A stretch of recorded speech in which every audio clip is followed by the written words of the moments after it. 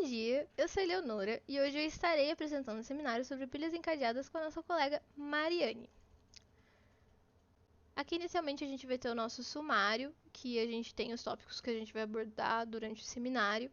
E para começar, a gente vai começar a abordar os conceitos básicos sobre pilhas, para também falar sobre os básicos das pilhas encadeadas. Primeiro a gente precisa entender que as pilhas, elas são derivadas de listas, só que elas usam uma arquitetura diferente, last in, first out, que o último dado a ser inserido é o primeiro dado a ser removido, sendo chamado de topo da pilha.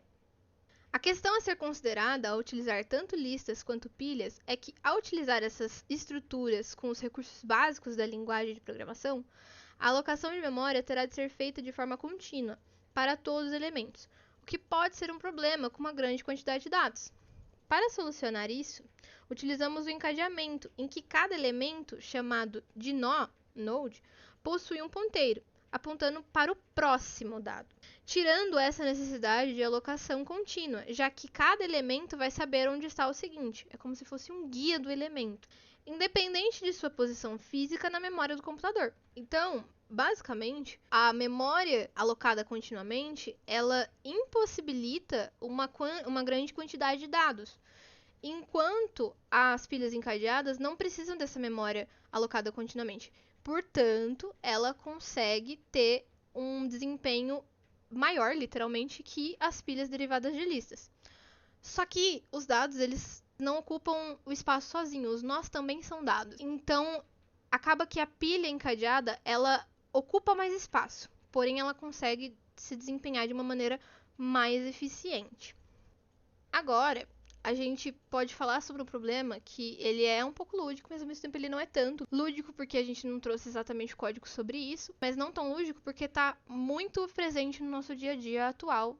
Quando a gente vai navegar em um site, uma rede social, um site de notícias, que é o nosso exemplo do caso, às vezes a gente pode se interessar por mais de um tópico que está ali presente no site. Você pode abrir uma nova guia para você não precisar ficar indo e voltando. Mas para ficar dentro do nosso exemplo, vamos falar que não vamos abrir novas guias, ok? Então, vamos supor que você vai clicar porque você se interessou nessa notícia em que a gente está falando sobre os melhores restaurantes de São Paulo. Só que, assim que você clica nele, você termina de ler a matéria, você pensa ou que você quer ler outro, ou você se interessou em outro anteriormente, e você quer voltar para essa página. Então você pode utilizar a seta. A seta lá no topo esquerdo superior, que vai voltar essa página. E aí você pode escolher a próxima notícia. Então, basicamente, nesse exemplo, a gente está trocando o topo continuamente. Nesse caso aqui, o primeiro topo ele volta a ser o topo quando você volta na página. Mas nem em todo caso isso vai acontecer necessariamente. Isso é um exemplo prático do que a gente utiliza no dia a dia. A parte da programação também é prático sobre isso, acaba utilizando a estrutura de pilhas também. Então, eu acho que é um exemplo muito interessante para a gente analisar, porque realmente está presente no nosso dia a dia. Agora iremos representar a pilha encadeada através dos algoritmos. A gente entendeu que no centro da estrutura das pilhas encadeadas está os nós. E a gente sabe que os nós são elementos individuais que compõem a estrutura de uma pilha encadeada. Cada nó ele contém dois componentes principais, que é o dado e o próximo. O dado é o valor ou a informação que o nó armazena, pode ser qualquer tipo de dado, como um número, uma string, um objeto, etc. O dado é o conteúdo que está armazenado na pilha. Já o próximo, além do dado, cada nó mantém uma referência para o próximo nó na pilha. Essa referência é tipo um ponteiro que aponta para o nó que está logo abaixo na pilha. É o que permite a conexão entre os nós, formando uma sequência encadeada. A classe que representa o nó geralmente contribui atributos para armazenar o dado, que é uma referência para o próximo nó na pilha. Esses nós, eles são, como falei, interligados, formando uma cadeia que representa a ordem dos elementos na pilha. O topo da pilha é indicado pela referência para o último nó adicionado. Agora eu vou explicar como você pode fazer isso através de códigos. Para fazer a empilha encadeada em Python ou em qualquer outra linguagem de programação, a classe que representa o nó contém atributos para armazenar o dado e uma referência para o próximo nó. Primeiro, você precisa definir uma classe para representar um nó na sua pilha.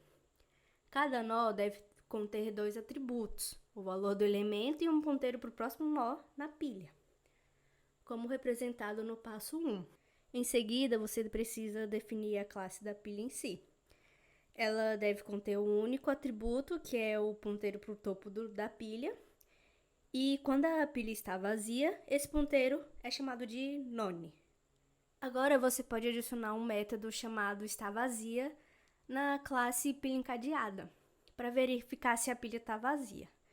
Esse método verifica se o atributo topo é none, vazio.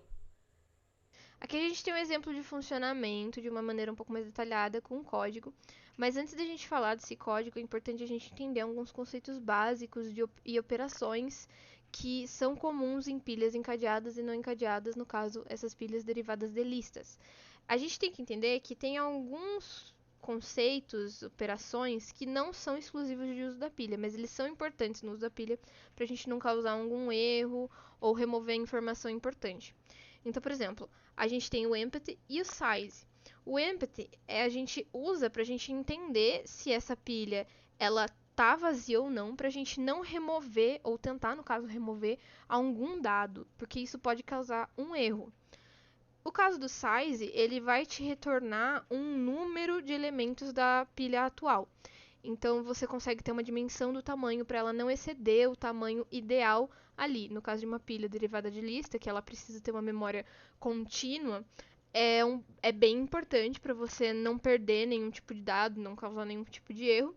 E no caso da pilha encadeada, que ela tem uma questão um pouco mais flexível com isso, porque a gente tem o uso dos nós, isso é importante quando a gente está falando de dados massivos e também talvez de um uso de memória limitado no sentido de espaço de armazenamento mesmo.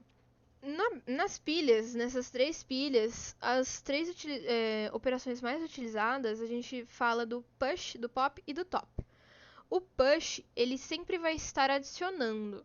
É sempre quando você muda o topo da pilha, quando você adiciona um novo dado. Então, por exemplo, no exemplo que a gente deu lúdico anteriormente, é um exemplo interessante, porque você está na página de notícia, aquele é seu topo. Aquela página de notícia é seu topo. Quando você clica em uma notícia que te interessou, no caso a notícia ela era sobre os melhores restaurantes, aquilo se torna seu topo. Então, vamos explicando de um jeito bem simples, é como se você fizesse um push quando você clicasse ali, porque você está adicionando um novo topo. No momento que você quer voltar para a página de navegação das notícias, você precisa voltar lá no canto superior, no ícone de voltar de fato.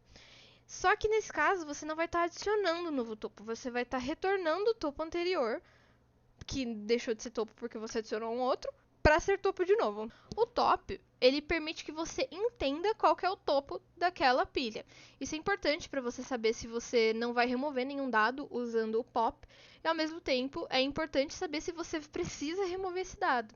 Então acaba sendo utilizado para você ter noção da dimensão dos dados que você está tirando ou colocando um em cima do outro, enfim.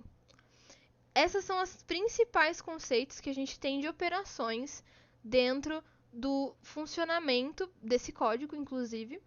E é sempre importante lembrar sobre o last in, first out, que foi explicado anteriormente, sobre o último dado a ser inserido é sempre o primeiro a ser removido. Então é interessante a gente lembrar disso para a gente também entender essa dinâmica de pop, push e top. Entendendo um pouco isso, a gente pode pegar o exemplo de funcionamento.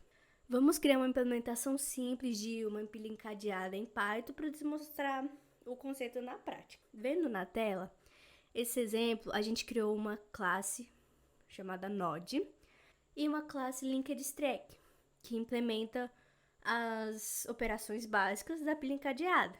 Em seguida, a gente demonstra como usar a pilha para adicionar elementos, remover verificar o topo da pilha, verificar se ela está vazia e obter o tamanho da pilha.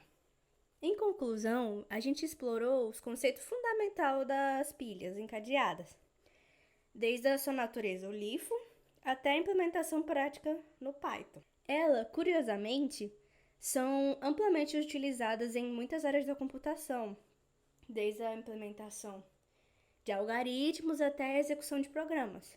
Por exemplo, elas são usadas por sistemas operacionais para gerenciar chamadas de função e navegadores da web para controlar o histórico de páginas visitadas. Além disso, as pilhas são frequentemente utilizadas em linguagem de programação para realizar operações como a reversão de strings e expressões matemáticas. Outro fato interessante é que as pilhas têm uma implementação eficiente em termos de memória, já que elas podem crescer e diminuir dinamicamente durante a execução do programa. E isso pode ocorrer devido à natureza flexível do encadeamento de nós. Assim, torna uma escolha popular para muitos problemas de programação. Eu espero que tenha fornecido uma compreensão clara das pilhas encadeadas e sua importância. Obrigada pela atenção.